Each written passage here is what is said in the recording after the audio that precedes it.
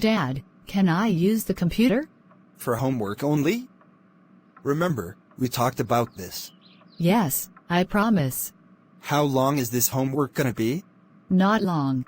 Now remember, after 5 minutes, I will be checking the computer to see if you're really using it for your homework. You may use the computer. Yes. Thanks, Dad.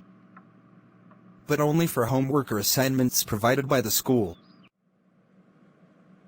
Now, I will put a virus on the computer now that my dad has gone.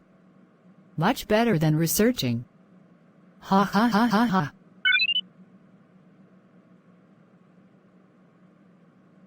What? 20 minutes. My dad will come and check the computer after 5 minutes. 5 minutes later. Chrissy. What are you doing? Nothing. Are you installing a virus on my computer? Chrissy, go to the living room, right this instant.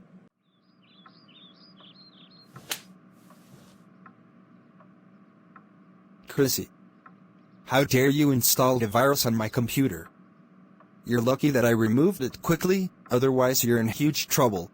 And from now on, that computer is for homework or assignments, and to make sure you don't repeat what you did there, I will get Red to supervise you, to make sure you never do something bad like that again.